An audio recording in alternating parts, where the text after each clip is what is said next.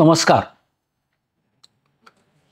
आध्यात्मिक राष्ट्रयोग या व्याख्यानमालेतलं आजचं शेवटचं पुष्प आहे. मागच्या वेळचं व्याख्यान आध्यात्मिक ते व्यावहारिक एक सलग रेषा. या व्याख्यानानंतरही चॅटबॉक्समध्ये किंवा व्यक्तिशः काही प्रश्न आलेले नाही आहेत, त्यामुळे आजच्या भाषणाला लगेचच सुरुवात करतो. राष्ट्रयोग हा शब्द वापरताना जो वेगळा विचार केलेला होता, त्याच्यामध्ये एक विचार असाही केला होता की आपल्याकडे भारतामध्ये इष्ट अशी संकल्पना आहे.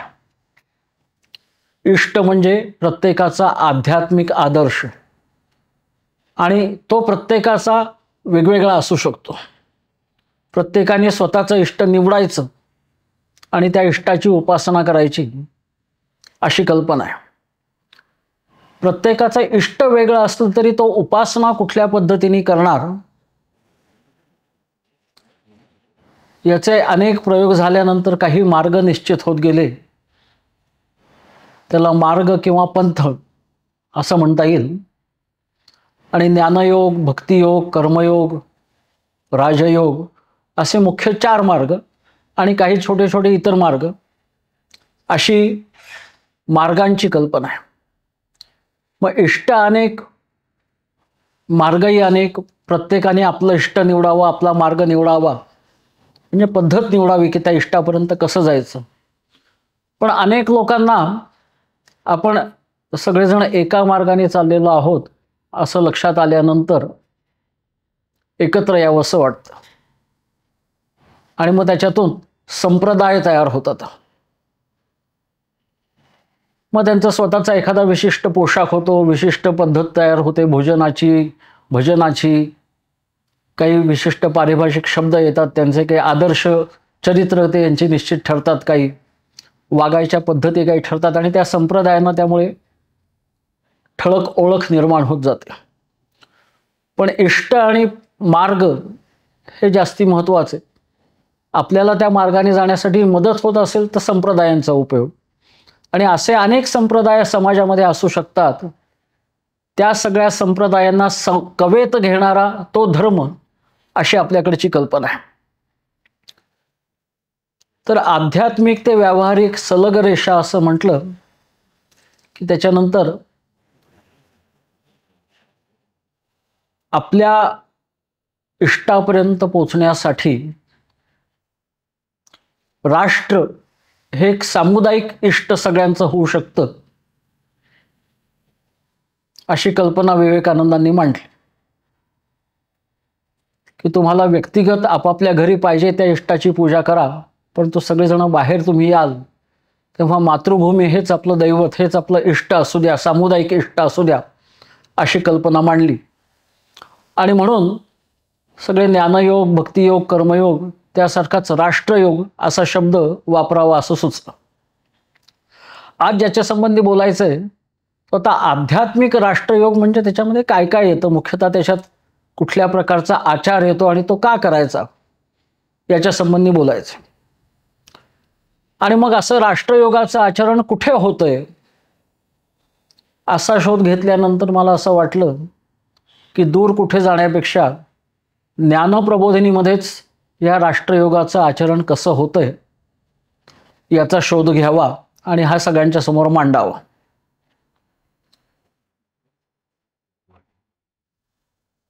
मग असा विचार करायला सुरुवात केल्यानंतर सगळ्यात पहिल्यांदा काय लक्षात आलं की असा हा राष्ट्रयोग ज्ञानप्रबोधिनीच्या आधी कोणी मांडलाय का वेगळ्या पद्धतीने, त्या काळाच्या परिभाषेमध्ये. आणि मग त्यांना विचारून आपण आपलं राष्ट्रयोगाचं आक्रमण करतोय का आपल्याला काहीतरी स्वतंत्र सुचलंय. तर अर्थातच मग प्रबोधिनीने जे आदर्श राष्ट्रपुरुष म्हणून स्वीकारलेले आहेत त्यांची नावं डोळ्यासमोर येतात. त्याची गंमत अशी आहे की हे प्रबोधिनीचे आदर्श राष्ट्रपुरुष हे आपण नंतर प्रकटपणे मांडायला सुरुवात केली. सुरुवातीला ही 4 नावं ज्ञानप्रवाहिनीची पुण्यातली प्रशाला सुरू झाल्यानंतर आप्पांचे जे नेतृत्व विकसनाचे प्रयोग सगळे PhDच्या निमित्ताने अभ्यासून झालेले होते, त्याच्यात शाळेमध्ये कुलपद्धती किंवा पथक पद्धती असेल तर त्याच्यातनं काही जणांना नेतृत्वाची संधी मिळते आणि मग त्या पथकांना नावं काय असावीत, तर ज्या नावातून काहीतरी स्फूर्ती मिळेल, प्रेरणा मिळेल, मार्गदर्शन मिळेल अशी नावं असावीत, अशा कल्पनेतनं आप्पांनी काही नावं काढलेली होती. त्याच्यामध्ये नेहरूंचं नाव होतं, सावरकरांचं होतं, नेताजी सुभाषचंद्र बोसांचं होतं, जमशेदजी टाटांचं नाव होतं आणि अर्थात ही नंतर जी नावं निश्चित झाली, रामदास, दयानंद, विवेकानंद, अरविंद, ही सगळी नावं निश्चित झाली. आणि मग आता या नावांमधनं 4 नावांची निश्चिती करताना, निवड करताना काहीतरी निकष लावले पाहिजेत. त्याच्यात निकष जे लावले ते हे सगळे पथकाधिपती जे निवडायचे ते द्रष्टे म्हणजे राष्ट्रद्रष्टे असले पाहिजेत आणि अर्थातच ब्रह्मद्रष्टे सुद्धा असले पाहिजेत आणि संन्यस्त वृत्तीचे असले पाहिजेत. संन्यासी असंही म्हणायला हरकत नाही, पण रामदास आणि अरविंदांनी विधिवत संन्यास घेतलेला नव्हता, त्यामुळे संन्यस्त वृत्तीचे असे म्हणतो. तर अशा आदर्श राष्ट्रपुरुषांची, पथकाधिपतींची निवड करताना ते राष्ट्रद्रष्टे असले पाहिजेत आणि संन्यस्त वृत्तीचे असले पाहिजेत, हे त्यांच्या निवडीसाठी निकष. आणि मग या चौघांनी समान काय सांगितलेलं आहे, म्हणजे आणखीन नावांची भर घालायची झाली, निवड करायची झाली, तर मग हे पुढचे निकष सुद्धा विचारात घेता येतील की या चौघांनी विकसित व्यक्ती कशी असली पाहिजे हे सांगितलेलं आहे, संघटक कसा असला पाहिजे हे सांगितलेलं आहे, देशव्यापी संघटनेची आवश्यकता ही त्यांनी मांडलेली आहे आणि धर्मसंस्थापना हे उद्दिष्टही त्यांनी मांडलेलं आहे की विकसित व्यक्तींनी संघटित होऊन किंवा अशा विकसित व्यक्तींना संघटित करून अशी देशव्यापी संघटना करून काय करायचे, तर धर्मसंस्थापना करायची, हे उद्दिष्टही त्यांनी मांडलेलं आहे. आता हे रामदासांनी धर्मसंस्थापना शब्द वापरलेला आहे, विवेकानंदांनी वापरला आहे, दयानंदांनी वापरला आहे, अरविंदांनी त्यांच्या परिभाषेमध्ये धर्मसंस्थापना करायची म्हणजे काय करायचं, तर अतिमानस शक्तीचं अवतरण झालं पाहिजे, त्याच्यातून आजचा माणूस हा आणखीन विकसित देवमानव झाला पाहिजे आणि अशा देवमानवांचा समाज तयार झाला पाहिजे, अशी कल्पना मांडलेली आहे. आणि प्रबोधिनीच्या संस्थापकांनी म्हणजे आप्पांनी त्यांच्या प्रतिभेने या सगळ्याचं वर्णन अतिमानस शक्ती अवतरो मानवतेमध्ये अशा मंत्रामध्ये केलेलं आहे. हा मंत्र अजून कधी आपण उपासनेमध्ये म्हटलेला नाही, पण आता जे अरविंद काय म्हणाले, हे पुस्तक जे आपण केलंय त्याच्यात अतिमानस शक्ती अवतरो मानवतेमध्ये अशा मंत्राचा उल्लेख मुखपृष्ठावर आणि यात प्रस्तावनेमध्ये सुद्धा केलेला आहे. पण ही खूप पुढची पायरी. याच्या आधी काय करायला पाहिजे, तर त्यापूर्वी परब्रह्मशक्ती स्फुरो हिंदुत्वामध्ये हा मंत्र म्हटला पाहिजे. आणि म्हणजे काय, तर हिंदू समाजामध्ये संघटना निर्माण व्हावी, हिंदू समाजातला पराक्रम वाढावा, हिंदू समाजातल्या सगळ्यांना स्वतःमधल्या आणि इतरांमधल्या ईश्वरी शक्तीची जाणीव व्हावी आणि हिंदू समाजाला आपल्याला ही जी जाणीव झालेली आहे ती सगळ्या जगाला करून देण्याची, विश्वविजयाची प्रेरणा निर्माण व्हावी. असं संघटना, पराक्रम, ईश्वरी शक्तीची जाणीव आणि विश्वविजयाची प्रेरणा ही हिंदू समाजातली वाढली म्हणजे परब्रह्मशक्तीचं स्फुरण झालं असं म्हटलेलं आहे. हे जर का व्हायचं असेल हिंदू समाजामध्ये तर हे कोणी करायचं, तर हे प्रबोधिनी या संघटनेने करायचं. आणि त्याच्यासाठी त्यापूर्वीसुद्धा परब्रह्मशक्ती स्फुरो प्रबोधिनीमध्ये अशाही मंत्राची रचना केली. परब्रह्मशक्तीचं स्फुरण प्रबोधिनीमध्ये व्हावं म्हणजे काय काय व्हावं, तर प्रबोधिनीचा विस्तार अखिल भारतीय व्हावा. इथे प्रबोधिनी या संघटनेतल्या सगळ्या व्यक्तींमध्ये प्रतिभाशक्ती वाढावी, त्यांनी विज्ञानाचा उपयोग करावा, विज्ञानाची कास धरावी, वेदांत तत्वज्ञानाचा अभ्यास त्यांनी करावा, आपली नेतृत्व शक्ती वाढवावी, संघटना करावी, व्यक्तिगत आणि सामूहिक पराक्रम करावा आणि हे सगळं करण्यासाठी प्रयत्नांची पराकाष्ठा करावी. जे हिंदुत्वामध्ये आलं पाहिजे ते आलंच पाहिजे, संघटना, पराक्रम, ईश्वरी शक्तीची जाणीव आणि विश्वविजयाची प्रेरणा. पण त्याच्यासाठी प्रबोधिनीमध्ये अखिल भारतीय आधी होणं, प्रतिभा, विज्ञान, वेदांत, नेतृत्व, संघटना, पराक्रम आणि प्रयत्नवाद असं हे वाढावं अशी कल्पना ही केलेली आहे. अशा या राष्ट्रपुरुषांच्या मार्गाने आपण जायचं तर मग शेवटी जो उल्लेख केलेला आहे की पराक्रम आणि प्रयत्न, तर त्याच्यासाठी काय करायचं, तर समर्थ रामदास यांच्या एका पदामध्ये थोडासा बदल करून आपण प्रबोधिनीमध्ये असं म्हणतो की भाग्यासी काय होणे, वीर तत्वज्ञ कार्यकर्त्या वाचून राहिले. समर्थांचं मुळातलं जे पद आहे त्याच्यामध्ये असं म्हटलंय, यत्नाचा लोक भाग्याचा, यत्ने विण दरिद्रता. म्हणजे तुम्ही प्रयत्न केला तर तुमचं भाग्य उजळेल आणि नाही केला तर दारिद्र्य येईल तुमच्याकडून. पण मग मुख्य यत्न विचाराचा. आधी यत्न करायचा म्हणजे काय करायचं, आधी विचारपूर्वक काम करायचं, आधी विचार करायचा, त्यावरी बोलणे बरे. तो विचार काय करायचा हे आधी निश्चित करा. चालणे सत्य नेमाचे, नीती न्याय चुकवू नये.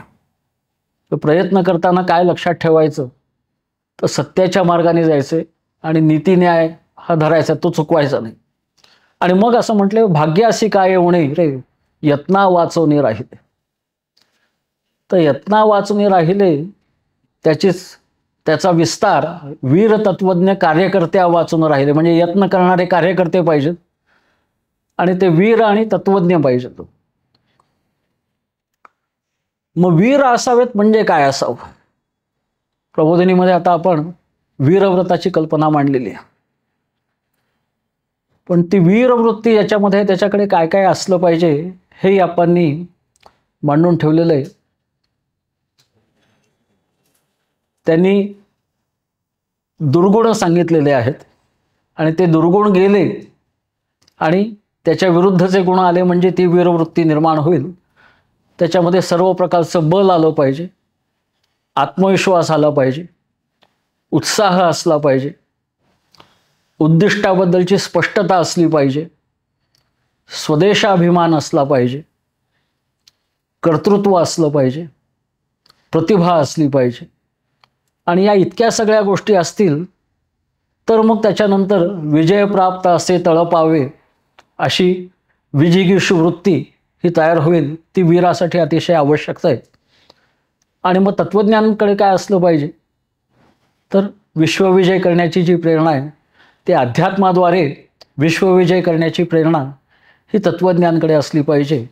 यत्न करायचेत पण ते आपले कार्यकर्ते वीर आणि तत्वज्ञ व्हावेत आणि त्यांनी स्वदेशासाठी काम करावं अशी यत्नांची कल्पना आहे.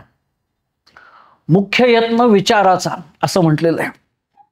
तर मग विचार कशाचा करायला लागतो आणि केला पाहिजे. मला असं सहज वाटलं की जिज्ञासापूर्ती भाग 1 आणि भाग 2 अशी जी 2 पुस्तकं आपण केली आहेत, अनेक कार्यकर्त्यांनी विचारलेले प्रश्न त्याच्यामध्ये आहेत. तर त्या प्रश्नांमध्ये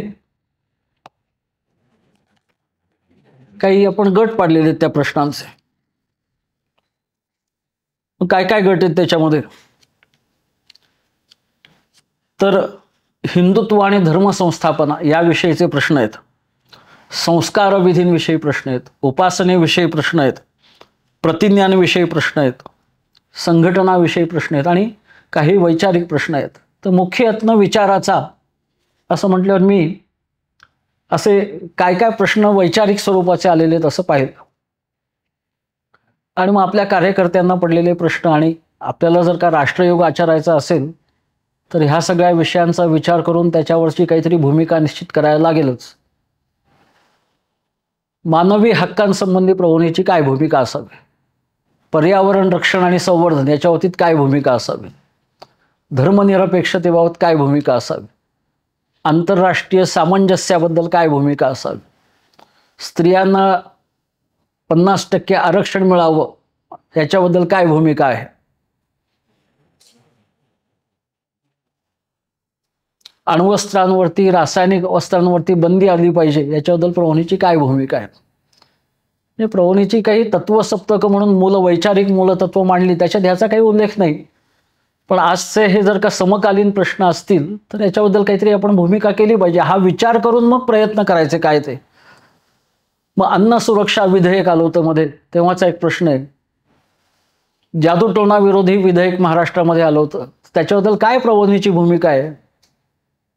सक्तीचा शिक्षण कायदा आलाय, त्याच्याबद्दल काय भूमिका आहे प्रबोधनाची. किरकोळ विक्रीमध्ये, रिटेलिंगमध्ये परदेशी गुंतवणूक यावी न यावी याच्याबद्दल काय भूमिका आहे. अशी विधेयकं येतात, त्याच्यासाठी भांडणारे लोक असतात, ते कधीतरी संमत होतं दुरुस्त्यांसह आणि अंमलबजावणी सुरू होते. आपल्याला त्याचं काहीच घेणं देणं नाही का, आपल्याला त्याचं घेणं देणं असलं पाहिजे काही. मग फटाके विक्री, मोठ्या संख्येने ढोलवादन, रासायनिक खते, कीटकनाशके असे प्रबोधित काय काय उपक्रम चालू होते त्या काळात, त्याच्याबद्दल काय भूमिका असली पाहिजे. तर मग या सगळ्यासाठी समान असा काही विषय जर का मांडायचा असेल, समान सूत्र जर का मांडायचं असेल, तर प्रत्येक विषयाच्या बाबतीत विचार करताना त्याची अंगभूत उपयुक्तता, इंट्रिन्सिक युटिलिटी काय याच्या संबंधी काही सकारात्मक नकारात्मक कृती करायची ठरवली तर त्याचं अंगभूत उपद्रव मूल्य काय आहे. कारण प्रत्येक ह्याला काही पांढरी काही काळी बाजू असतेच. सर्व गुणसंपन्न असं काही नसतं, काही गुण असतात, काही दोषही त्याच्यात असतात. तर इंट्रिन्सिक न्यूसन्स व्हॅल्यू काय आहे, आणि मग या दोन्हीचं तरतम करावं लागतं. युटिलिटी जास्ती आहे का न्यूसन्स जास्ती आहे. आणि जोपर्यंत न्यूसन्सपेक्षा युटिलिटी जास्ती होती, म्हणजे प्रत्यक्ष नेट युटिलिटी ही जास्ती आहे, तोपर्यंत ते करायचं, असं करावं लागतं. तर हा सगळा विचार प्रबोधनामध्ये आपण करतो का, कसा करतो, करायला पाहिजे अशी भूमिका मांडलेली. आणि मुख्य यत्न विचाराचा असं जे म्हटले समर्थांनी, तर यत्ना वाचून राहिले, वीर तत्वज्ञ कार्यकर्त्या वाचून राहिले, तर त्या कार्यकर्त्यांना या सगळ्या अशा प्रश्नांचा विचार करायला लागेल. हे राष्ट्रसंबंधित प्रश्न आहेत, त्यामुळे राष्ट्रयोगामध्ये या सगळ्याचा विचार करायला पाहिजे. या सगळ्याचा विचार करत असताना मार्गदर्शक तत्व काय असलं पाहिजे. तर मला वाटतं ज्ञानप्रबोधिनीच्या स्थापनेच्या आधीच आपण जो राष्ट्रद्रष्टे विवेकानंद असं विवेकानंद चरित्र लिहिलं, त्या चरित्रामध्ये विवेकानंदांच्या विचारांचं काही संकलनही केलेलं आहे. आणि त्याच्यातनं एक सूत्र शोधायचा प्रयत्न केला की ह्या सगळ्या मांडणीतून विवेकानंदांना काय म्हणायचं आहे. तर शीर्षक जरी व्यावहारिक वेदांत, प्रॅक्टिकल वेदांत असलं, तरी विवेकानंदांना प्रॅक्टिकेबल वेदांत असं म्हणायचं आहे. काही काळामध्ये आता मध्येच वीज गेलेली होती, कदाचित काही जणांना ऐकण्यात अडचण आली असेल. तर विवेकानंदांनी प्रॅक्टिकल वेदांत अशी 4 व्याख्यानं दिलीत. पण त्याच्यात त्यांनी म्हटलं की मी प्रॅक्टिकल वेदांत म्हणतो म्हणजे तो प्रॅक्टिकेबल वेदांत आहे, की हा व्यवहारात आणणे शक्य आहे. मराठी भाषांतर व्यावहारिक वेदांत असं केलं तरी तो व्यवहार्य वेदांत आहे, म्हणजे व्यवहारात आणण्यासारखा वेदांत तत्वज्ञान आहे असं म्हटलेलं आहे. आणि ते व्यवहारात आणण्यासाठी काय केलं पाहिजे, तर अद्वैत विचारात समता आणि संघटन या तत्वांची भर घालायला पाहिजे, असं विवेकानंद विचाराचं सार आप्पांनी काढलेलं आहे. एक वाक्य पुन्हा एक मध्ये तांत्रिक अडथळा आला होता. व्यावहारिक वेदांतामध्ये विवेकानंदांनी असं जे काही म्हटलंय त्याचं सार आप्पांनी असं काढलंय की अद्वैत विचार व्यवहार्य आहे, वेदांत व्यवहार्य आहे, पण तो व्यवहार्य आहे तो प्रत्यक्ष व्यवहारात आणण्यासाठी त्या अद्वैत तत्वज्ञानाला समता आणि संघटन या तत्वांची जोड द्यायला पाहिजे, भर घालायला पाहिजे असं म्हटलेलं आहे. हे आपण 1972 साली म्हटलं, 52 साली म्हटलं पहिल्यांदा. त्याच्यानंतर जवळजवळ 24 वर्षांनी आपणना जेव्हा एक्सलन्स अवॉर्ड उपराष्ट्रपतींच्या हस्ते मिळाला, तेव्हा त्यांनी आणखीन याची फोड केली की समता, ते तर म्हटलेलंच आहे, अद्वैत विचारात समता आणि संघटन या तत्वांची भर घातली पाहिजे. त्याशिवाय बंधुता आणि सामाजिक न्याय, संघटन करायचं झालं तर ते आपोआप त्याच्यामध्ये बंधुता आणि सामाजिक न्याय ही तत्व येतील. भारतीय अध्यात्म म्हणजे अद्वैत तत्वज्ञान फक्त बौद्धिक विलास नाही येतो, तर ती प्रत्यक्ष अद्वैताची अनुभूती घेतली पाहिजे असं भारतीय अध्यात्म म्हणतं. तर अद्वैत विचारामध्ये तेही आलं. आणि त्याच्यानंतर जी भर घातली की विज्ञानातील उत्तमता. ते विवेकानंदांनी हे प्रॅक्टिकेबल वेदांत बोलत असताना धर्मशास्त्राला सुद्धा शास्त्रीय कसोट्या लावल्या पाहिजेत आणि जे शास्त्रीय कसोट्यांवर टिकेल तोच खरा धर्म असं म्हटलेलं आहे. त्यामुळे ही विज्ञानातील उत्तमता हा सुद्धा म्हणजे अद्वैत विचारात समता आणि संघटन यांची भर घालणं, त्या आप्पांनी त्याचा विस्तार समता, बंधुता, सामाजिक न्याय, विज्ञानातील उत्तमता आणि भारतीय अध्यात्म असं केलं. आणि मग हिंदू राष्ट्राचं ध्येय काय? प्रत्येक राष्ट्राला त्याच्या अस्तित्वाचं काहीतरी ध्येय असलं पाहिजे. नुसतं टिकून राहायचं, निर्वाह असा मागच्या वेळी मी शब्द वापरला होता. तर हिंदू राष्ट्राचं ध्येय मानव्य कल्याण, सगळ्या मानवतेचं कल्याण, म्हणजे सर्व जगात धर्म संस्थापना करणं, म्हणजेच अतिमानस शक्ती अवतरो मानवतेमध्ये असा त्याचा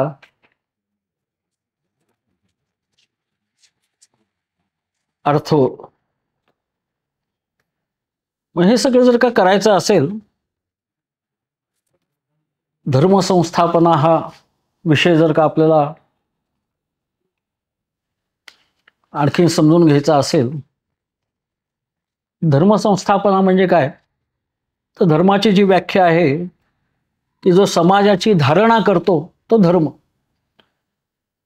म्हणजे धर्मसंस्थापनेमध्ये समाजाची धारणा होणं हे महत्त्वाचं. धारणा ह्या शब्दाचे जर का आणखीन फोड करायची झाली तर तिथे समाजामध्ये स्थैर्य आणि संतुलन असलेही पाहिजे आणि समाजाची प्रगती किंवा उत्क्रांती होत गेली. त्यामुळे समाजधारणा म्हणजे प्रगतिशील संतुलन समाजाचं. मग समाज स्थिर राहण्यासाठी समाज संघटन चांगलं पाहिजे आणि प्रगती होण्यासाठी समाजाचा विकासही झाला पाहिजे. समाजाचा विकास आणि समाज टिकून राहणं हे दोन्ही व्हायचं असेल तर संघटनाशिवाय आणखीन सेवा ही करायला लागते. उदाहरण म्हणून मला असं वाटलं की ज्ञानप्रवाहिनीचं हराळी केंद्र जे आहे तिथलं काम सुरू झालं, त्याच्यामध्ये हे सगळे टप्पे दिसतात. आधी भूकंप झाल्यानंतर अडचणीत सापडलेले लोक, मातीच्या ढिगाऱ्याखाली अडकलेले लोक यांची सुटका करणं, रेस्क्यू. मग त्यांचा सगळा संसारच नष्ट झालेला आहे तर त्यांना काहीतरी जीवनावश्यक वस्तूंचं वाटप करणं, रिलीफ वर्क असं त्याला म्हणतात. तर सुटका करायची संकटातनं, मग मदतीचं वाटप करायचं जीवनावश्यक वस्तूंचं, मग पुनर्वसन करायचं की अन्न पाण्याची व्यवस्था झाली, आरोग्याची व्यवस्था झाली की मग पुन्हा राहायला जागा निर्माण करायची. तर सुटकेचं काम तेव्हा आपल्याला फार नाही करायला लागलं, सैन्यानेच बरंचसं केलेलं होतं. पण वाटप आणि पुनर्वसन हे काही प्रमाणात आपण केलं, पण त्याच्यानंतर काय करावं लागतं तर पुनर्निर्माण करावं लागतं.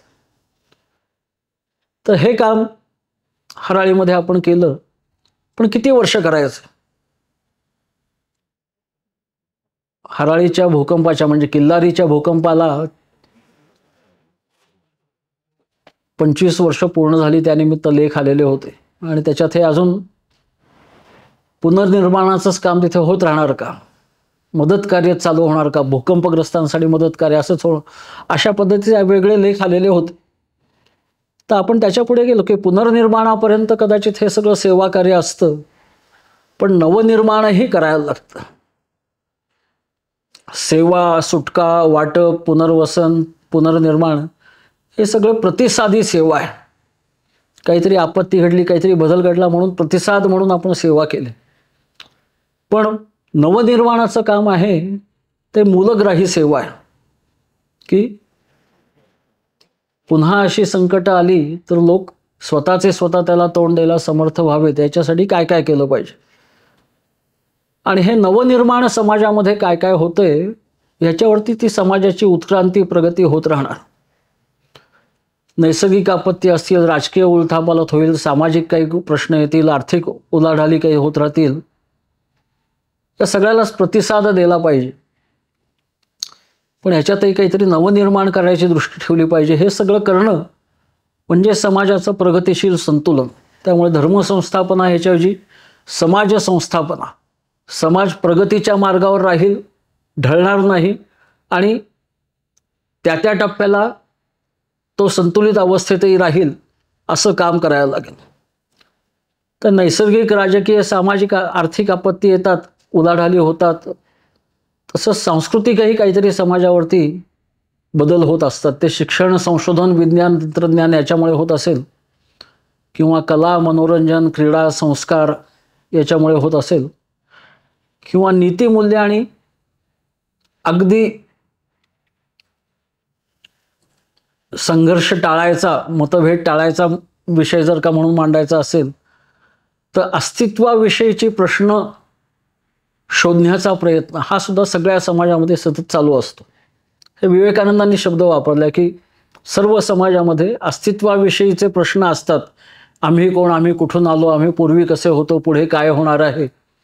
तर या प्रश्नांची उत्तरं शोधायचा प्रयत्न, त्याच्यासाठी वेगळी धर्ममतं किंवा धार्मिक संप्रदाय प्रयत्न करत असतात, तत्त्वज्ञान करत असतात आणि अध्यात्मही त्याचे काही प्रयत्न करत असतात. धर्म, तत्त्वज्ञान, अध्यात्म हे संस्कृतीचे भाग असतात, वेगळ्या मार्गाने जाणारे लोक असतात, पण त्यातलं मूळ हेतू म्हणजे अस्तित्वाविषयीच्या प्रश्नांची उत्तर शोधण्याचा प्रयत्न. बाकीच्या सगळ्या गोष्टी व्यवस्थित झाल्या की लोक याचाही विचार करायला लागतात. त्यामुळे राष्ट्रयोग म्हणून आपण जेव्हा विचार करतो तेव्हा प्रबोधिनींनी याच्यात घातलेली भर सांस्कृतिक ह्याच्यात पुनर्निर्माण आणि नवनिर्माण असं काय केलंय असं बघायला लागलो तर सामूहिक उपासना हा प्रबोधिनींनी वाढवायचा प्रयत्न केलेला, पुरस्कार केलेला एक मार्ग आहे. समाज संघटनासाठी सामूहिक उपासना, समूह शक्ती जागरणासाठी सामूहिक उपासना. मग आपला हा राष्ट्रयोग असल्यामुळे त्या सामूहिक उपासनेमध्ये मातृभूमी पूजन याची भर आपण घातली. सुरुवातीची त्याची आवृत्ती महापुरुष पूजा अशी होती, सर्वधर्म प्रार्थना अशी होती आणि त्याच्यातनं मग प्रयोग करत करत मातृभूमी पूजन असा आपण संस्कार किंवा अशी एक सामूहिक उपासना वेगळी तयार केली. ती घरोघरही व्हावी असं आपण म्हणतो, कुटुंबामध्येही व्हावी असं म्हणतो आणि सार्वजनिक रित्याही होतो. सार्वजनिक ठिकाणी पाहिली तर आपल्या कुटुंबात व्हावी अशी इच्छा निर्माण होऊ शकते आणि कुटुंबात होत असली नियमितपणे तर असं सार्वजनिक मातृभूमीपूजन हे सहज रुजू शकतं. जसा घरोघरचा गणेशोत्सव रस्त्यावर आला, सार्वजनिक झाला, तसं घरोघरचं मातृभूमीपूजनही सार्वजनिक होऊ शकेल. आणखीन मग ह्या सामूहिक उपासनांमध्ये काय केलं आपण तर नियमित सामूहिक उपासनाही काही असतात आणि वेगळ्या संस्कार पोथ्या, संस्कार विधींच्या निमित्ताने प्रासंगिक अशा सामूहिक उपासना होतात. त्याच्यामध्ये संस्कृतमधलंही काही म्हटलं पाहिजे आणि मातृभाषेतलं किंवा लोकभाषेतलंही काही म्हटलं पाहिजे, पद्यातलंही काही म्हटलं पाहिजे आणि गद्यातलंही काही म्हटलं पाहिजे. उपासनेमध्ये स्वरचित असंही तुम्ही काहीतरी प्रार्थना म्हणा, संकल्प करा आणि पारंपरिक हजारो वर्ष जे संकल्प सगळेजण उच्चारत आलेले तेही पुन्हा म्हणा असंही आपण म्हटलेलं आहे. आणि ह्या सगळ्या संस्कार विधींमध्ये विज्ञानाभिमुखता असली पाहिजे. म्हणजे पूर्वी असं करत होते पण आज आम्हाला नवीन ज्ञान झालेलं आहे तर हे करायची आवश्यकता आहे का, आज परिस्थिती बदललेली आहे, हे करण्याची आवश्यकता आहे का? गणपतीचं विसर्जन नदीतच करणं ही परंपरा, पण घरातल्या बादलीत केलेलंही चालेल, कारण नदीत केलं तर पर्यावरणाचा ऱ्हास होतो. हे आपण परिस्थितीनुसार केलेला बदल आहे. आणि आपल्याला शेकडो हजारो मूर्त्या जर का नदीमध्ये गेल्या तर नदीचं प्रदूषण होतं हे कळल्यामुळे आपण केलं. तर हे असे बदल जे होतात संस्कार विधींमध्ये, ती आपली संस्कारांमधली विज्ञानाभिमुख होतात. मग ह्या उपासनेच्या ह्याचा आपण इतका विचार प्रबोधिनीमध्ये केलेला आहे, तो प्रबोधिनीच्या सगळ्या सदस्यांच्या कृतीमध्ये उतरलेला असेल असं नाही, पण हे करायचं आहे असं तर आपण म्हटलेलं आहे. आपणचे जे विचार आहेत त्याचं आपण संकलन वेगळ्या शीर्षकांखाली केलेलं आहे. तर राष्ट्रासंबंधीचे त्यांचे विचार आहेत ते राष्ट्रार्थ भव्य कृती या नावाची एक पुस्तिका केलेली आहे. 1 पद्य आणि 13 उतारे वेचे त्याच्यामध्ये आहेत.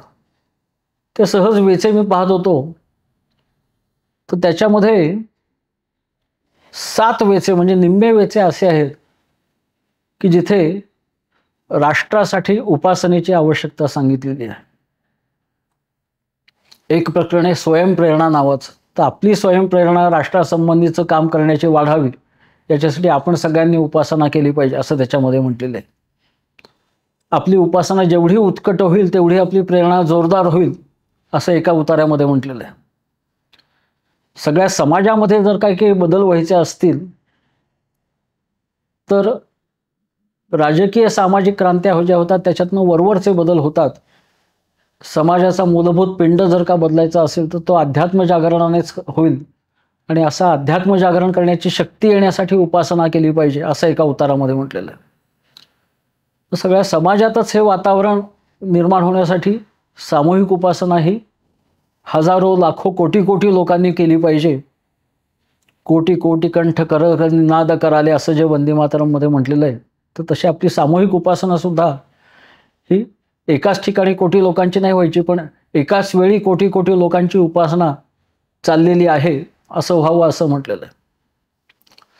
मग असे बदल घडवण्यासाठी ज्या प्रकारचं नेतृत्व लागेल ते नेतृत्व विकसन सुद्धा उपासनेनेच होईल असं एका उतार्यामध्ये म्हटलेलं आहे. आणि इतकं जर का उपासनामय वातावरण राष्ट्रामध्ये होऊ शकलं तर त्या अध्यात्म प्रेरणेतून जग जिंकणं हे उद्दिष्ट सहज आपल्या डोळ्यासमोर होऊ शकेल. आणि मानव्य कल्याण हेच आपलं राष्ट्रीय ध्येय आहे असंही त्या पुस्तिकेमध्ये म्हटलेलं आहे. 14 पैकी 7 उतार्यांमध्ये आपणच्या राष्ट्रविचार आणि उपासना याचा संबंध आलेला आहे. पण हा सगळा उपासनेबद्दलचा अध्यात्माबद्दलचा विचार हा जर का प्रत्यक्षात आणायचा असेल तर उपासनेमधून सुद्धा प्रवृत्तीपर अध्यात्म विचारांचं सिंचन झालं पाहिजे असं आपण म्हटलेलं आहे. आणि अगदी साध्या शब्दांमध्ये म्हटलं की प्रवृत्तीपर अध्यात्म विचार म्हणजे काय, त्याचं समाजात सिंचन करायचं म्हणजे काय, तर दिवसाच्या 24 तासांपैकी 1 तास वेळ उपासनेसाठी वापरायचा, उपासनेसाठी द्यायचा, आणि बाकी सगळा 23 तासाचा वेळ हा प्रत्यक्ष कामामध्येच आपल्याला वापरायला पाहिजे. काम करत करतच ह्या उपासनेतून जी प्रेरणा मिळेल ती व्यवहारामध्ये येईल. त्यामुळे अध्यात्म विचार हा 1 तास आणि त्या प्रेरणेतून प्रवृत्तीपर राष्ट्रकार्य हे 23 तास, म्हणजे काम करणं आणि त्याच्यासाठी चिंतन करणं असंही झालं पाहिजे असं म्हटलेलं आहे. अशी काम आणि उपासना यांची सांगड, त्याचं प्रमाण असं जर का घालायचं असेल तर लोकांच्या समोर त्यासाठीचे वर्तनादर्श लागतात, वागण्याचे आदर्श म्हणजे रोल मॉडेल लागतात. आणि त्यामुळे असे कार्यकर्ते तयार होणं, संघटनेत असं नेतृत्व करणारे कार्यकर्ते तयार होणे की जे स्वतः असं उपासनाही करतायत नियमितपणे आणि राष्ट्रकार्याचाही विचार सतत करतायत, असं झालं पाहिजे. असं जर का प्रवृत्तीपर अध्यात्म विचाराचं सिंचन झालं, अशी रोल मॉडेल जर का सतत वर्तनादर्श जर का इतरांच्या समोर उभे राहिली, अशा वर्तनादर्शांच्या संगतीत राहून नवीन नवीन लोक हे शिकत गेले, तर त्यातनं काय झालं पाहिजे? तर व्यक्तिगत आणि सामूहिक कर्तृत्व समाजातलं वाढलं पाहिजे आणि व्यक्तिगत आणि सार्वजनिक चारित्र्यही वाढलं पाहिजे. आणि असं काम आणि उपासना यांची योग्य सांगड घातलेल्या रोल मॉडेल्सच्या सहवासात राहण्याची संधीही संघटनातून मिळते. त्यामुळे राष्ट्र घडवायचं असेल, समाज संघटित करायचा असेल, तर त्याच्यासाठी अशा पद्धतीने प्रवृत्तीपर अध्यात्म विचाराचं सिंचन झालं पाहिजे. म्हणजे नियमित उपासना आणि त्याच्याबरोबर त्या उपासनेच्या बरोबर नियमित काम असंही झालं पाहिजे. मग हे काम करताना राष्ट्रयोगामध्ये कुठली कुठली कामं करायला लागतील? तर राष्ट्रीय एकात्मता याच्यासाठी तर काम करायला लागेल. जे मुळात असलेल्या एकात्मतेची आठवण सगळ्यांना करून देणं, असं करायला लागेल. विवेकानंदांनी याच्यासाठी सांगितलेले मार्ग काय? तर जास्तीत जास्त भारतीय लोकांना सामावून घेऊ शकेल असं प्रतीक म्हणजे ओम. ओम हे अक्षर जसं आपण काढतो ते सगळ्यांना सामावून घेईल असं नाही, कारण भारतात जेवढ्या लिप्या आहेत त्या प्रत्येक लिपीमध्ये ओम काढायची पद्धत वेगळी आहे. पण ओम हे ध्वनिरूप प्रतीक हे सगळ्या भारतीयांना त्यांच्या लिपीनुसार ओम काढला तरी त्याचा उच्चार सगळे भारतीय एकाच पद्धतीने करतील. त्यामुळे ओम हे सगळ्यांना सामावून घेऊ शकेल असं प्रतीक आहे. आणि मातृभूमी हेच दैवत, अखंड भारताची चित्रमूर्ती हेही जास्तीत जास्त लोकांना सामावून घेऊ शकेल असं आहे. सगळ्यांना सामावून घेईल का? आदर्श आहे, पण आम्ही ओमच मानत नाही असं म्हणणारे लोक आहेत आणि आपण त्यांचे स्वीकार करतो. आता अखंड भारत विसरा, आता जो काही भारत आहे तो स्वीकार असं म्हणणारे लोक आहेत. अशा लोकांनाही आपण स्वीकारतो. मग जास्तीत जास्त लोकांना हे सामावून घेणारं समान भूमिका म्हणजे ओम हे ध्वनिरूप प्रतीक आणि मातृभूमी हे दैवत. पण त्याच्याशिवाय बाकीचे जे आहेत त्यांचं काय? सर्वेषाम अविरोधेन. आणि अविरोध म्हणजे विरोध करायचा नाही असं नसून अविरोधचा अर्थ मी असा घेतो, विधायक अर्थ घेतो, की सर्वेषाम अविरोधेने म्हणजे ज्यांना हे ध्वनिरूप प्रतीक ही चित्रमूर्ती मान्य नाही त्यांच्याशी प्रेमाचं नातं जोडणं, प्रेमाचा संवाद त्यांच्याबरोबर करणं, आत्मीयतेचा अनुभव त्यांना देणं, याच्यातनंच त्या सगळ्यांना जोडता येणार. ह्या सर्वेषाम अविरोधेनं त्याच्यामुळेच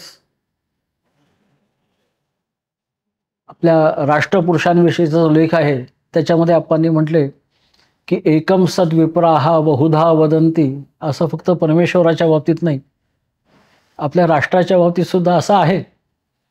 त्यामुळे काही त्याला हिंदू म्हणतील, काही भारतीय म्हणतील, काही इंडियन म्हणतील, काही हिंदुस्थानी म्हणतील. पण ज्या कुठल्या राष्ट्राबद्दल देशाबद्दल ते बोलतायत ते कुठलंही नाव असलं तरी त्या सगळ्यांवरती आपल्याला प्रेमाने त्यांचा स्वीकार करता आला पाहिजे. हिंदू या नावाबाबत तर विवेकानंदांच्या वेळीच प्रश्न निर्माण झालेला होता आणि मग त्यांनी सरळ सांगितलेलं होतं की हिंदू हा समाजवाचक शब्द आहे. सिंधू नदीच्या पलीकडच्या भूमीत राहणारे ते सगळे हिंदू. मग त्यातल्या बहुसंख्य हिंदूंचं जे धर्ममत होतं त्यांना आम्ही वेदांती म्हणू. त्यामुळे हिंदुस्थानामध्ये वेदांती लोक अनेक आहेत, त्यांना हिंदू वेदांती म्हणायचं. तसेच हिंदू बौद्ध, हिंदू जैन, हिंदू वैदिक, हिंदू सिख, हिंदू लिंगायत, हिंदू वीरशैव, वैष्णव, शैव, शाक्त, अवधूत, गाणपत्य, दत्त संप्रदाय पण ते सगळे हिंदू आहेत. आणि असंच हिंदू मुस्लिम, हिंदू ख्रिश्चन असंही जेव्हा भारतामध्ये म्हणता येईल, म्हणजे अमुस्लिम आणि अख्रिश्चन, मुस्लिम ख्रिश्चनांना तुम्ही हिंदू मुस्लिम आणि तुम्ही हिंदू ख्रिश्चन असे म्हणू शकतील, आणि मुस्लिम आणि ख्रिश्चन सुद्धा आम्ही हिंदू मुस्लिम आहोत, हिंदू ख्रिश्चन असं म्हणतील, तेव्हा भारतात खरी समाज संस्थापना झाली असं आप्पांनी म्हटलेलं आहे.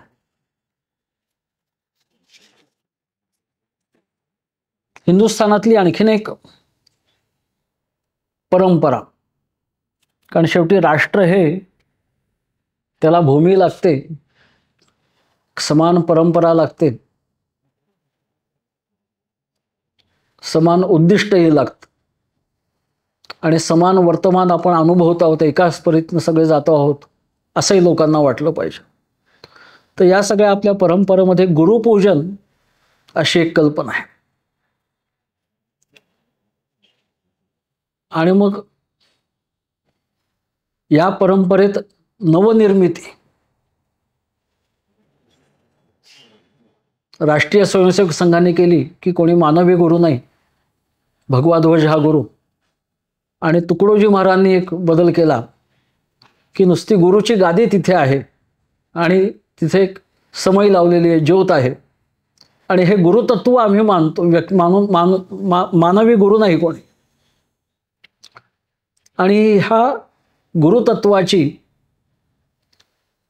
सेवा करणं अशी संघटना तुकडोजी महाराजांनी गुरुदेव सेवा मंडळ या नावाने सुरू केली. आणि ही कशी करायची सेवा, तर त्यांनी ग्रामगीतेमध्ये सविस्तर मांडलेलं आहे. आपल्या हराळीच्या कार्यकर्त्यांनी मागच्या वर्षी नोव्हेंबर महिन्यात ग्रामगीतेचा अभ्यास केला, आणि तो अभ्यास केल्यानंतर त्यांच्या प्रेरणेमध्ये आणि त्यांच्या विचार पद्धतीमध्ये कसा बदल झाला हे प्रत्यक्ष पाहिल्यानंतर असं मला वाटलं की राष्ट्रीय एकात्मतेसाठी जसं ओम आणि मातृभूमी हे दैवत जसं आहे, तसं काय काम करायचं, तर ग्रामगीता हा अजूनही 50-60% भारतीयांसाठी तो एक मार्गदर्शक असा ग्रंथ होऊ शकेल. धर्मग्रंथ नाही म्हणत मी, मार्गदर्शक ग्रंथ, मॅन्युअल.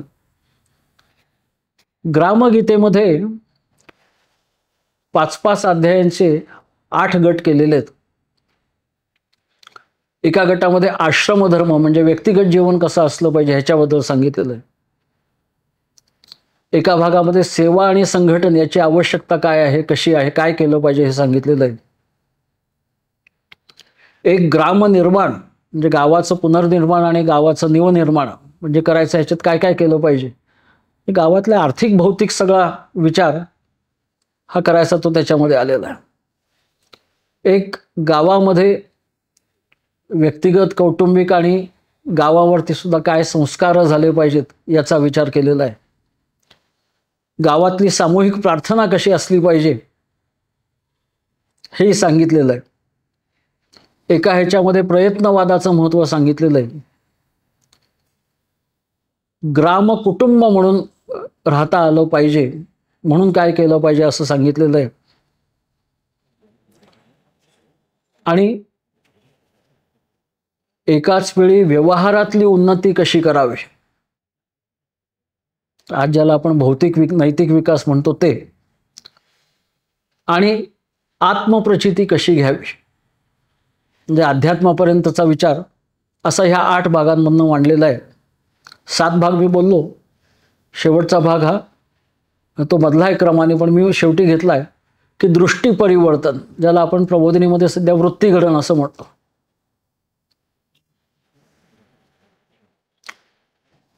कुठल्या कुठल्या बाबतीत आजपर्यंत आपण जो विचार करतोय, मग गरिबी श्रीमंती ह्याच्याबद्दल आहे, जातीच्या विषमतेबद्दल आहे, स्त्री पुरुषांमधल्या विषमतेबद्दल आहे, असं हे सगळं दृष्टी परिवर्तन गावात काय काय झालं पाहिजे असं तुकडोजी महाराजांनी सांगितलेलं आहे.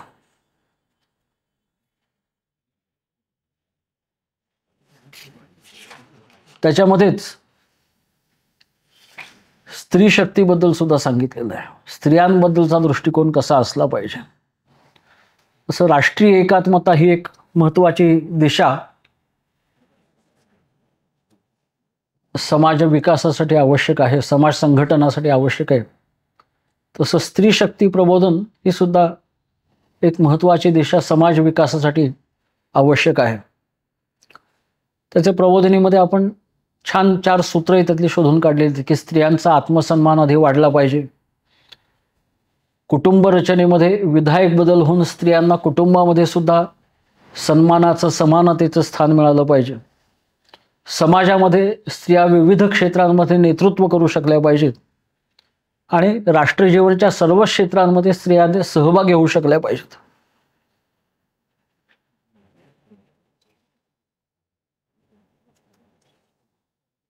आणि हे सगळं जर का झालं तर स्त्री शक्ती प्रबोधन म्हणजे स्त्रियांमधल्या आत्मशक्तीचं प्रबोधन झालं, आत्मशक्तीचं प्रकटीकरण झालं. मागच्या व्याख्यानामध्ये सेल्फ ॲक्च्युअलायझेशनसाठी आत्मवास्तविकीकरण वगैरे असं मानसशास्त्रीय पुस्तकांमध्ये केलेलं भाषांतर मी वापरत होतो. पण आत्मशक्तीचं किंवा स्वशक्तीचं प्रकटीकरण असंही म्हणायला हरकत नाही की स्त्री शक्ती प्रबोधन म्हणजे स्त्रियांमधल्या आत्मशक्तीचं स्वशक्तीचं प्रकटीकरण असं झालं पाहिजे. तर असं हे राष्ट्रयोगाचं मांडणी करत गेल्यानंतर आणि सुरुवातीला मी म्हटलं तसं इष्ट, पंथ, संप्रदाय आणि धर्मसंस्थापना, धर्म ही 4 भारतीय विचारातली 4 स्तर लक्षात घेतले तर राष्ट्र हे आपलं इष्ट, सगळ्यांचं सामुदायिक, व्यक्तिगत वेगळं असलं तरी सामुदायिक इष्ट असलं पाहिजे. राष्ट्र हे इष्ट. योग हा शब्द मी पहिल्या व्याख्यानातच म्हटलं होतं की आपल्या इष्टावरती एकाग्र होणं या अर्थाने योग हा शब्द आहे. आणि 5 वर्षापूर्वी मी जेव्हा बोललो होतो तेव्हा म्हटलं होतं की राष्ट्रयोग हा मध्यमपद लोपी समास आहे असं समजूया आपण. म्हणजे 3 पद आहेत एकूण, त्यातलं मधलं पद हे नाहीसं झालं आणि 2च पहिलं आणि शेवटचं पद राहिलं. राष्ट्र हे पहिलं पद, योग हे शेवटचं पद आणि मधलं पद ते राष्ट्र सेवा योग असं म्हणा, राष्ट्र अर्चना योग असं म्हणा, राष्ट्रभक्ती योग म्हणा, राष्ट्रचिंतन योग म्हणा. हे सगळं करायला लागेल. हे सगळं केलं म्हणजे आपल्याला राष्ट्र या विषयावरती आपण सगळं लक्ष एकाग्र होऊ शकेल. त्यामुळे राष्ट्रयोग हा सगळ्यांना सामुदायिक इष्टासाठी जाण्याचा तो मार्ग आहे. आपल्याला तो संप्रदाय करायचा नाही आहे. मागच्या व्याख्यानामध्ये मी म्हटलं होतं की अनेक सुधारणा करायचा प्रयत्न आपल्या देशात झाले आणि त्याच्यातनं संप्रदाय झाले. त्यातल्या त्यात विवेकानंद आणि गांधीजींनी असा प्रयत्न केला की नवीन संप्रदाय सुरू केला नाही त्यांनी आणि सगळ्या समाजातच आपल्याला बदल करायचे आहेत.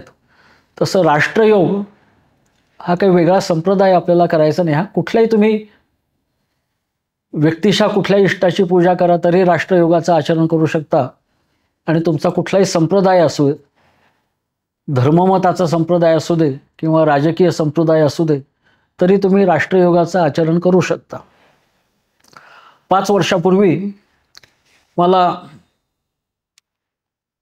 राष्ट्रयोगावरचं भाषण झाल्यानंतर प्रश्न विचारलेले होते.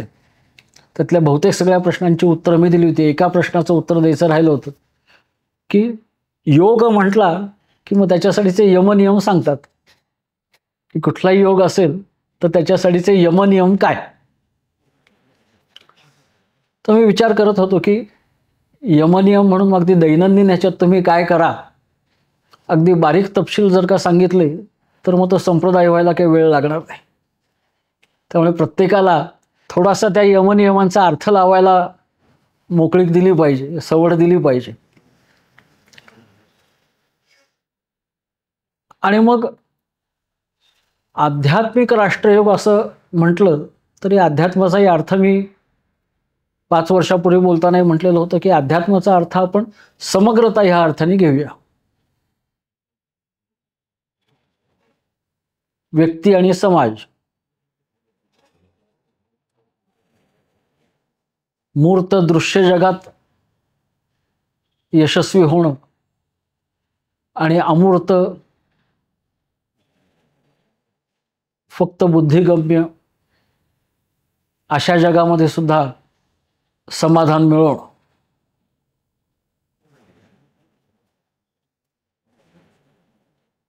स्त्रिया आणि पुरुष, बालक आणि वृद्ध या सगळ्यांचा विचार याच्यामध्ये होऊ शकेल आणि सगळे ज्याचं आचरण करू शकतील असा तो आध्यात्मिक राष्ट्रयोग म्हणजे समग्र राष्ट्रयोग असाही शब्द वापरायला हरकत नाही. आपल्याला प्रयोग करून पाहूया आपण कुठला शब्द जास्ती उपयुक्त ठरतोय तो. पण आध्यात्मिक राष्ट्रयोग म्हणतो म्हणजे शरीर, इंद्रिय, मन, बुद्धी ह्याच्या पलीकडे सुद्धा काहीतरी तत्व आहे अशी श्रद्धा ठेवणं. त्या तत्वाला पाहिजे ते नाव द्या, पण समग्र जीवनाचा विचार करताना त्याही तत्वाचा विचार केला पाहिजे आणि त्याच्यासाठी काय करायचं हे ठरवलं पाहिजे. तर मग आपल्या आयुष्यामध्ये समग्रता येऊ शकेल. त्याच्यावरतीही मतभेद आहेत की शरीर, इंद्रिय, मन, बुद्धी याच्या पलीकडे तत्व काही नाही, शून्य आहे असेही काही जण म्हणतात आणि त्याच्या मागे जे आहे तेच पूर्ण आहे असंही काही म्हणणारे आहेत. ते शून्याचा अर्थ काय, पूर्णचा अर्थ काय तो अनुभव घेऊन ठरवावंच प्रत्येकाने. पण समग्र विचार करणं हे जास्ती महत्त्वाचं. ते सगळ्यांना सहज स्वीकारता येईल, सगळ्यांना सामावून घेता येईल असं आहे. त्यामुळे आध्यात्मिक राष्ट्रयोग म्हणजे समग्र राष्ट्रयोग. राष्ट्र हे सामुदायिक इष्ट आहे आणि योग म्हणजे या राष्ट्रासंबंधीचं चिंतन, अर्चन, भक्ती हे सगळं करायचा मार्ग. या मार्गाने जाणाऱ्यांचा वेगळा संप्रदाय आपल्याला करायचा नाही आहे. कायम ती ओपन सिस्टीम असली पाहिजे. कोणीही त्याच्यात कधीही येऊ शकलं पाहिजे आणि एखाद्याला रेंगाळावं असं वाटलं, बाहेर पडावं असं वाटलं तर तोही बाहेर पडू शकला पाहिजे. पण अशा राष्ट्रयोगाचं आचरण करून समाज संस्थापना करता येईल, राष्ट्रघडण करता येईल असं आपण म्हणतो. तर मग या समग्र किंवा आध्यात्मिक राष्ट्रयोगाचे यमनियम काय, असा मागच्या वेळी अनुत्तरित राहिलेला प्रश्न त्यांनी आजच्या ह्याचा मी शेवट करणार आहे. आपल्या प्रबोधीच्या ज्या उपासना आहेत वर्षारंभ, वर्षांताच्या, त्याच्यामध्ये वेगळ्या श्लोकांचं उच्चारण आपण करतो, त्याचा अर्थ समजून घेतो आणि त्या सगळ्या श्लोकांमध्ये त्या काळामध्ये जे स्पष्टपणे मांडण्याची आवश्यकता नव्हती पण आज आपल्याला त्याची आवश्यकता वाटते, अशा सगळ्या कल्पना यानंतर गद्य प्रार्थनेमध्ये आपण म्हणतो. मग असे म्हटलं तसं संस्कारामध्ये पद्य आणि गद्य, संस्कृत आणि लोकभाषा, स्वभाषा, पारंपरिक रचना आणि आपण स्वतः केलेल्या रचना असं सगळं आपण त्याच्यामध्ये एकत्र केलेलं आहे.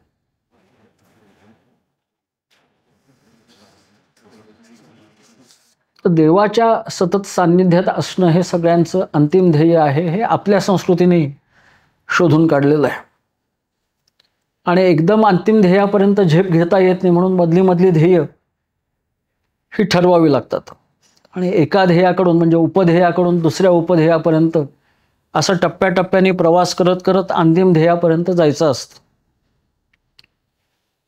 काही वेळा पहिल्या टप्प्याकडे जायच्या आधीच आपल्याला दुसरा तिसरा टप्पा दिसायला लागतो. तर पुढचेही टप्पे आहेत याचं भान ठेवून काम करणं म्हणजे ती काम आणि उपासना याची सांगड, प्रवृत्तीपर अध्यात्म. एका ध्येयाचा ध्यास आपण घेतला की त्याच्यातनं पुढचं ध्येय काय हे आपल्याला सुचू शकतं, कोणी सांगितलं नाही तरी. आणि अंतिम तत्वाचं, परमेश्वराचं कायम सान्निध्य आपल्याला मिळावं हेच माझं ध्येय असं वाटणं हे सुद्धा उपासनाच. आणि या ध्येय मार्गावरचा ज्याच्यात अनेक टप्पे आहेत त्याच्यावरचा प्रवास व्यक्तिशः आणि समूहशः गटाने करणं, त्याच्यासाठीची प्रार्थना ही सुद्धा उपासनाच. तर आपल्या ह्या वर्षारंभ वर्षांताच्या गद्य प्रार्थनांमध्ये अंतिम ध्येयापर्यंतचा शिडीवरील काही ध्येयांचा उल्लेख केलेला आहे आणि त्या त्या टप्प्यासाठीचे काम करत जाणं हेच मला वाटतं राष्ट्रयोगाचे, समग्र राष्ट्रयोगाचे यमनियम आहेत. शिडी उभी भिंतीला लावून ठेवली की एकानंतर दुसरी, त्याच्यानंतर तिसरी अशी येते. शिडी आडवी दिसली तर सगळे टप्पे हे एकाच वेळी समोर दिसतात आणि ते त्याच्याकडे उभं बघायचं का आडवं बघायचं हे स्वातंत्र्य आपल्याला आहे. आणि त्यामुळे पहिला टप्पा पूर्ण झाल्यावरच मी दुसऱ्या टप्प्यासाठी काम करीन असं म्हणायचं कारण नाही. माझी शिडी आडवी ठेवलेली आणि मी सगळ्या टप्प्यांसाठी एकटाच काही ना काहीतरी काम करेन असंही म्हणता येईल. तर असे हे समग्र किंवा आध्यात्मिक राष्ट्रयोगाचे यमनियम असे पाहून आजच्या व्याख्यानाचा आपण समारोप करूया. त्या गद्य प्रार्थनेमध्ये पहिला मुद्दा म्हटलेला आहे, म्हणजे पहिले तर राष्ट्रार्थ भव्य कृतिका ही पराक्रमाची, राष्ट्रासाठी करायचं आणि पराक्रमापासून सुरुवात करायची. मग बाकीचे सगळे उद्दिष्ट म्हणजे कृतिशीलतेपासून सुरुवात आहे. त्यातला पहिला टप्पा किंवा पहिला यमनियम, तर पहिला नियम की प्रत्येक व्यक्तीने बौद्धिक, मानसिक, शारीरिक आणि आत्मिक सर्व प्रकारे कार्यक्षम होणे, हा राष्ट्रयोगाचा पहिला नियम. विद्यावृत्त संस्कारामध्ये आपण तेच सांगत असतो. मग असं सर्व प्रकारे जर का कार्यक्षम झालो आपण, तर त्याच्या सगळ्या या क्षमतांच्या मदतीने आपल्या जीवनात आपण जे काही काम करायचं ठरवू त्यात परमोच्च यश मिळवणे, जीवनात परमोच्च यश मिळवणे, हा दुसरा नियम. तर ती विजिगीषू वृत्ती, वीरवृत्ती सगळ्यांमध्ये निर्माण होईल. मग परमोच्च यश पहिल्यांदा लोकांनी ठरवलेलं असतं, सुवर्णपदक कशाला द्यायचं, क्वालिफाईंग काय वगैरे. पण त्याच्यानंतर आपण पदार्पण केलेल्या क्षेत्रात मौलिक आणि मूलगामी कार्य करणे, हा तिसरा नियम. की लोक काही म्हणू देत, मला माहिती आहे काय मूलगामी आहे. सगळं जे करतायत हल्ली अनुदानं घेऊन मिळवून संशोधन करणं किंवा काम करणं जे आहे, त्याच्यामध्ये कशाला अनुदान मिळतं त्या प्रकारचे आपण प्रस्ताव लिहायचे अशी पद्धत असते. ते अनुदान मिळो किंवा न मिळो, मला माहिती हे अतिशय महत्त्वाचं आहे आणि हेच काम मी करणार. जसं सगळ्या ज्ञानप्रवणीचं काम चालतं, त्याला कोणी नाही अनुदान दिलं तरी आम्ही काम करणारच आहोत, कारण हे मौलिक नि मूलगामी कार्य आहे. मौलिक म्हणजे अतिशय मोलाचं आणि मूलगामी म्हणजे फक्त वरवरच्या पानं फोडायचं काम नाही आहे, तर मुळापाशी पाणी घालण्याचं काम आहे. त्याच्यातनं सगळं आमूलाग्र बदल होणार आहे. तर हा राष्ट्रयोगाचा तिसरा नियम. मग हे आपण जसं करतोय तसं देशवासियांना जागृत करणं, सगळ्या देशवासियांना आणि स्वतःला कर्तृत्व, पराक्रम, ज्ञान, पौरुष यात पारंगत करणं, हा चौथा नियम.